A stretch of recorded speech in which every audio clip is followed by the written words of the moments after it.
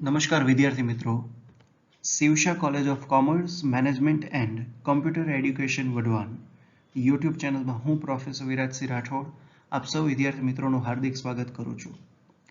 આજના વિડીયોમાં આપણે sunk cost, fixed cost, variable cost અને ઓપોર્ચ્યુનિટી કોસ્ટ વિશે માહિતી મેળવવાની છે.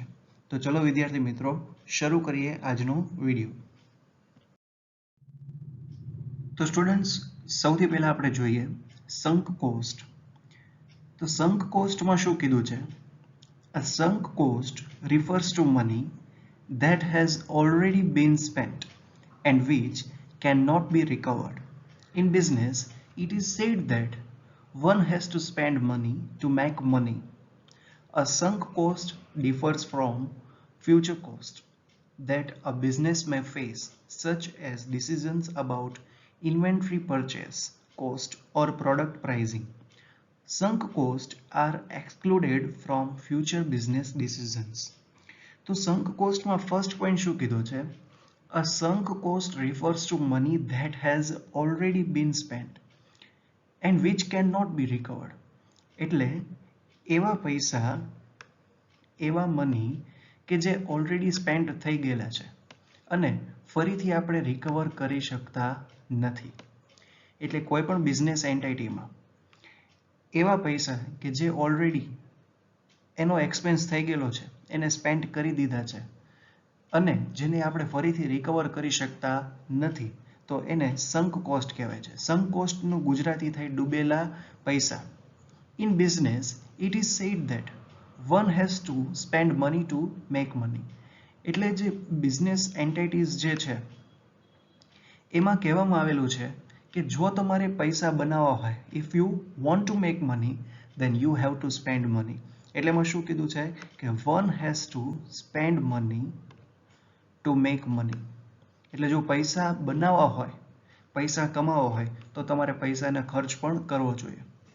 પછી a sunk cost differs from future cost that a business may face, such as decision about inventory purchase cost or product pricing.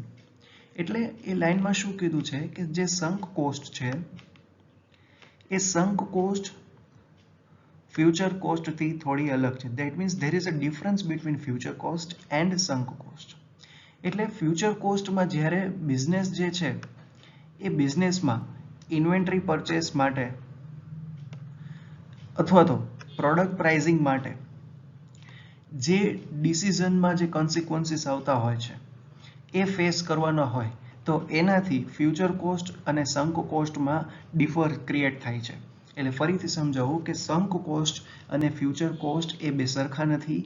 એમાં થોડો ડિફરન્સ રહેલો છે કે જ્યારે બિઝનેસમાં કોઈ ઇન્વેન્ટરી પરચેસ કરવું હોય, મશીનરી પરચેસ કરવું હોય ઓર પ્રોડક્ટ પ્રાઇઝિંગ, જ્યારે આ બધા ડિસિઝન લેવાના હોય એ વખતે ફ્યુચર કોસ્ટ નક્કી થાય છે. એટલે ફ્યુચર કોસ્ટ અને સંક કોસ્ટમાં ડિફરન્સ જોવા મળે છે. પછી sunk cost are excluded from future business decisions. કે જ્યારે બિઝનેસ એન્ટિટીમાં કોઈ ડિસિઝન લેવામાં આવે છે ત્યારે ફ્યુચર ડિસિઝન્સમાંથી સંક કોસ્ટ જે છે એ એક્સક્લુડેડ હોય છે. નેક્સ્ટ પોઈન્ટ જોઈએ. Sunk costs are those which have already been incurred and which are unrecoverable. એટલે એમાં શું કીધું છે કે સંક કોસ્ટ જે છે એ ફરીથી આગળના પોઈન્ટમાં જોઈએ એમ જ થાય કે સંક કોસ્ટ જે છે એ ઓલરેડી ઇન્કર થયેલી હોય છે અને ફરીથી આપણે એને રિકવર કરી શકતા નથી. નેક્સ્ટ પોઈન્ટ છે, in business sunk costs are typically not included in consideration when making future decisions.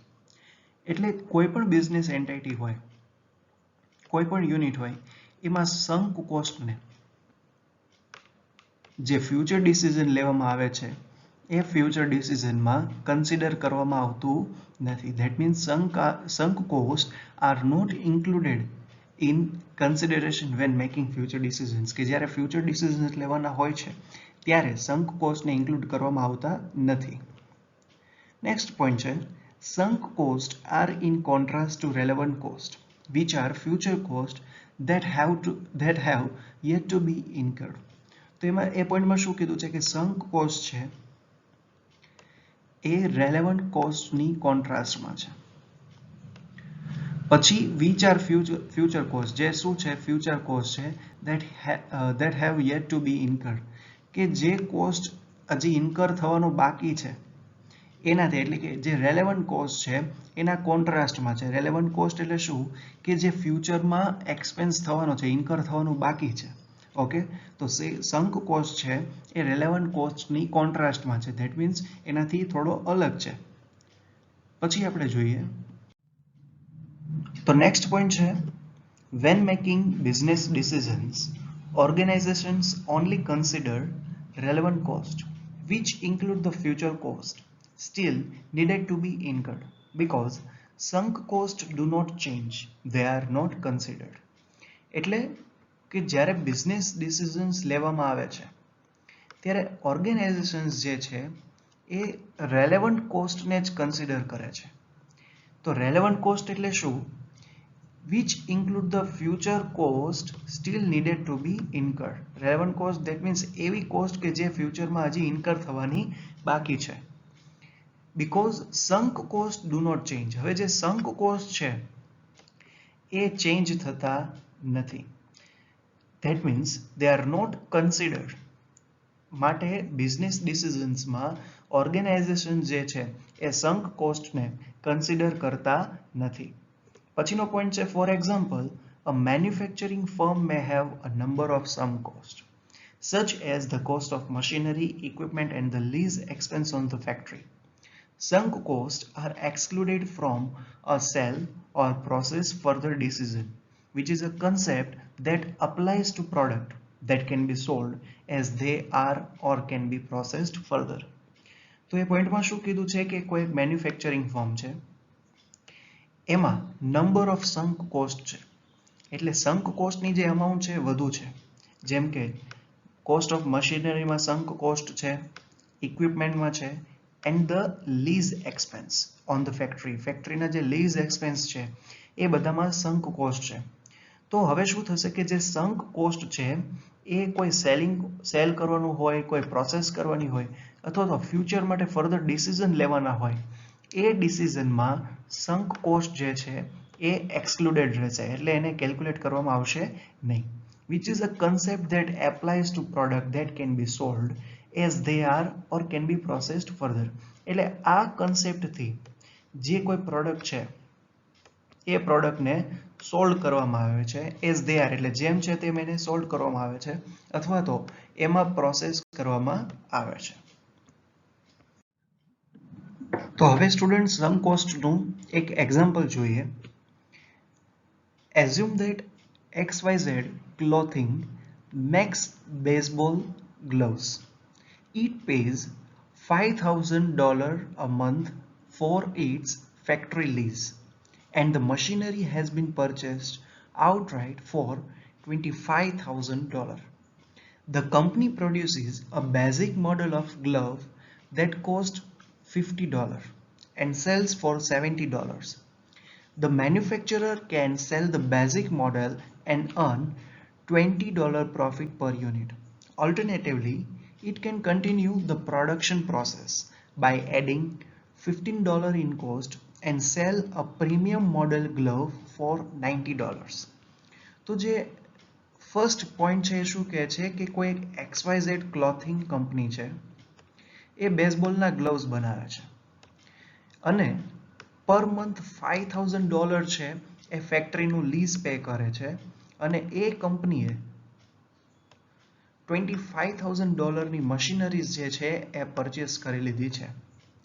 પછી એમાં આગળ શું કીધું છે કે જે કંપની છે એ ગ્લવ બેઝિક મોડલ જે છે, ગ્લવ્સનું જે બેઝિક મોડલ છે એ $50માં બનાવે છે અને એને $70માં સેલ કરે છે.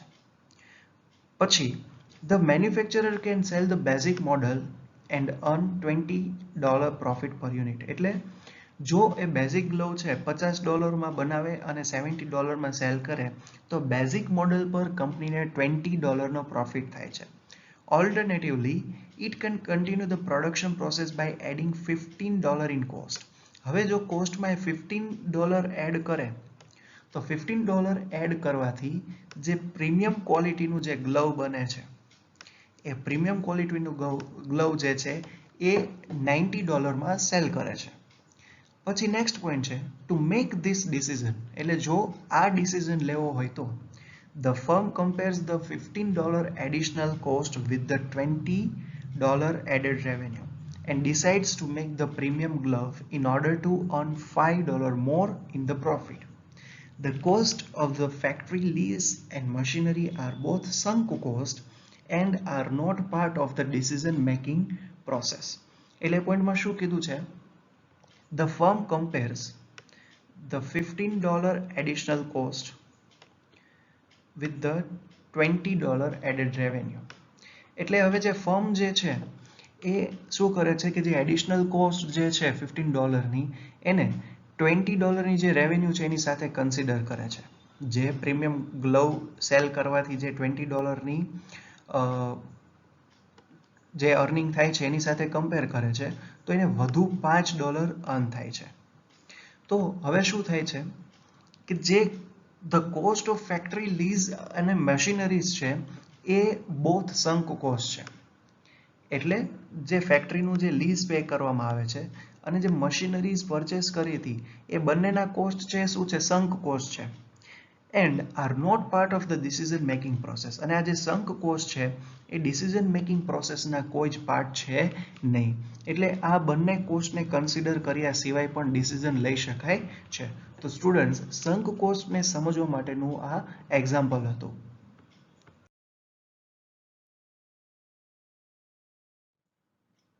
તો સ્ટુડન્ટ્સ, સંક કોસ્ટ ફિનિશ કર્યા પછી હવે આપણે જોઈએ વેરિયેબલ કોસ્ટ.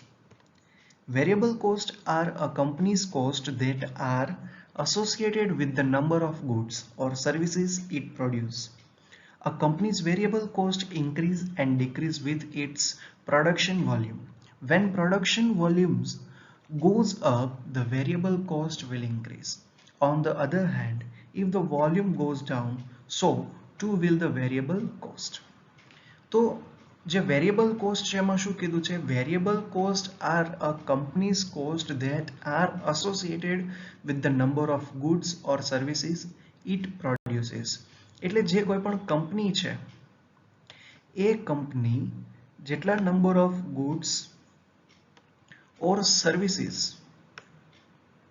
પ્રોડ્યુસ કરે છે એની સાથે વેરિયેબલ કોસ્ટ છે એ એસોસિએટેડ છે. That means variable costs are associated with the number of goods or services produced by the company. પછી એમાં કીધું છે a company's variable cost increase and decrease with its production volume.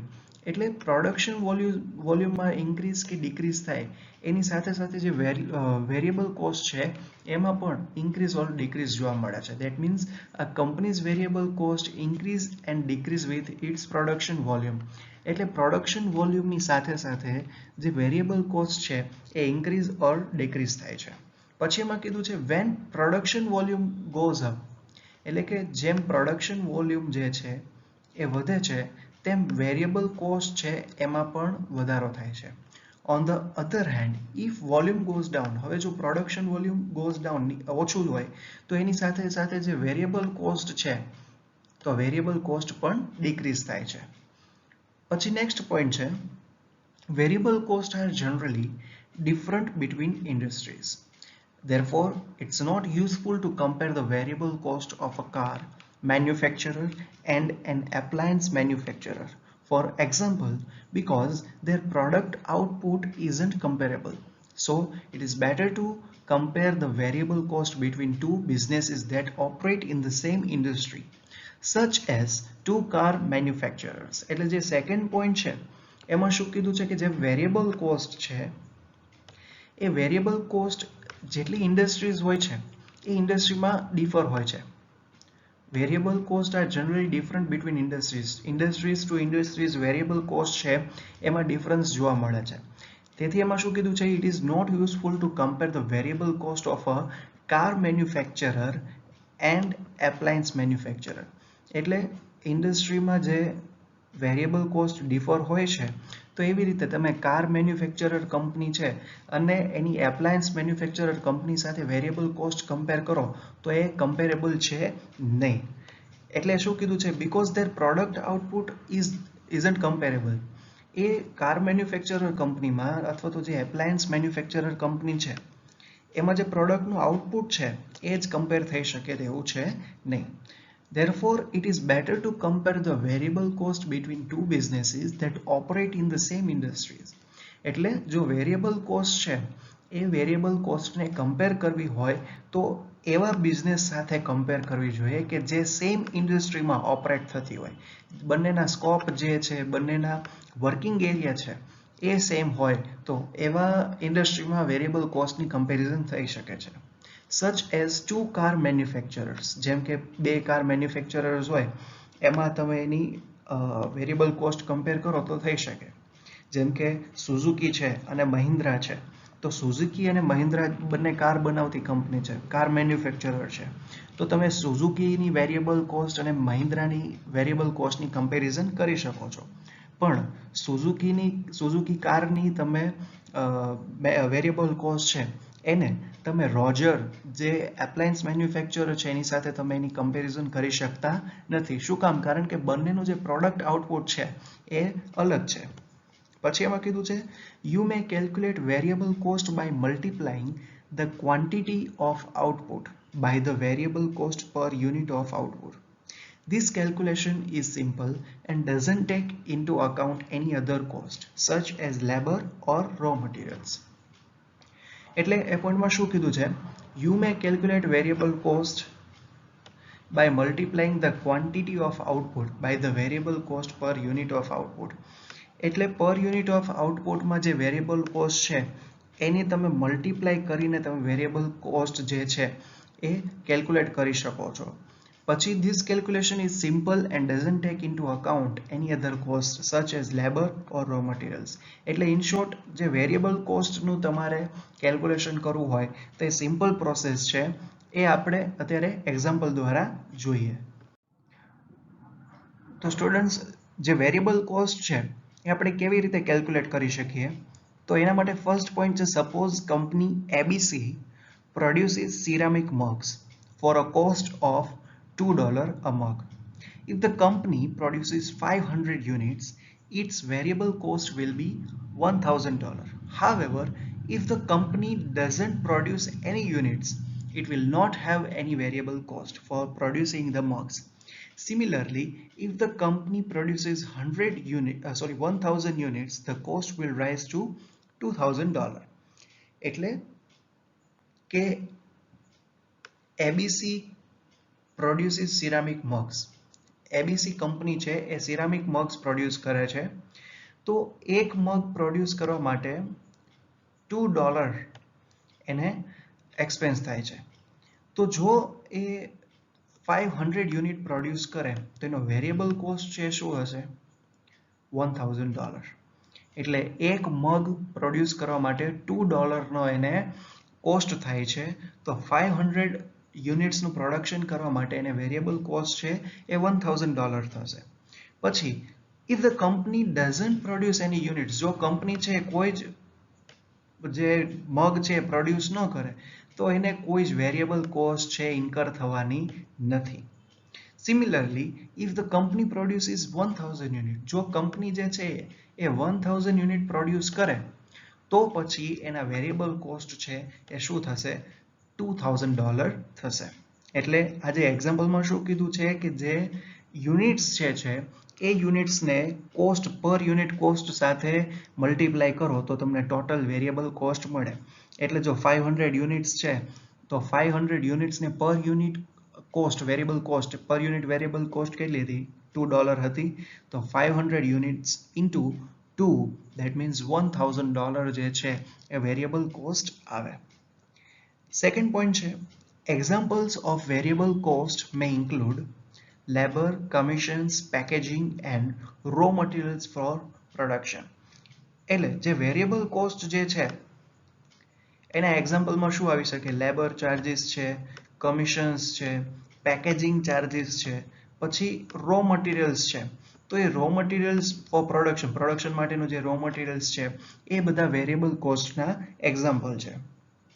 પછી companies May have what is called semi-variable cost, which are a mixture of both variable and fixed cost.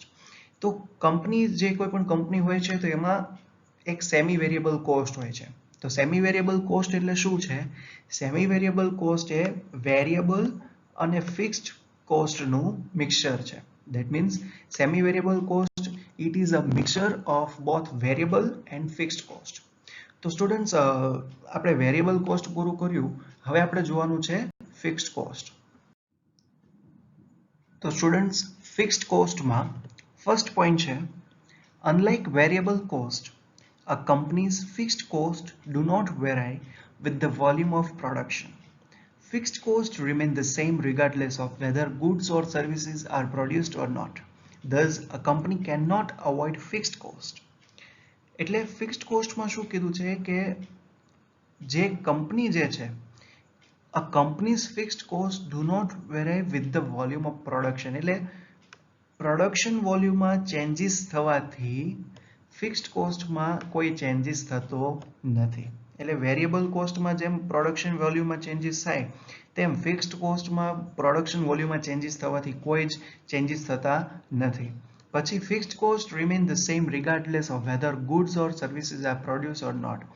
એટલે કંપનીમાં goods or services produce થયા હોય કે ન થયા હોય, જે ફિક્સ્ડ કોસ્ટ છે એ સેમ જ રહે છે. Thus, a company cannot avoid fixed cost. એટલે કંપનીને ફિક્સ્ડ કોસ્ટ અવોઇડ કરી શકતી નથી. એટલે ફર્સ્ટ પોઈન્ટમાં શું કીધું છે કે કોઈ કંપની છે એ કંપનીમાં પ્રોડક્શન થાય કે ન થાય, એના ફિક્સ્ડ કોસ્ટ છે એ તો કમ્પલસરી બેર કરવો પડે જ છે. નેક્સ્ટ પોઈન્ટ છે using the same example above. એટલે આપણે જે વેરિયેબલ કોસ્ટમાં જે એક્ઝામ્પલ લીધું એ જ જોઈએ. ABC company has a fixed cost of $10,000 per month to rent the machine it uses to produce mugs. If the company doesn't produce any mugs for the month, it would still need to pay $10,000 for the cost of renting the machine. On the other hand, if it produces 1 million mugs, its fixed cost remains the same. The variable cost change from 0 to $2 million in this example. એટલે કે જે ABC company જે છે જે મગ produce કરે છે તો એનો ફિક્સ્ડ કોસ્ટ છે શું છે? $10,000 છે પર મંથ. અને એ જે $10,000 છે શેનો છે? To rent the machine it uses to produce મગ્સ.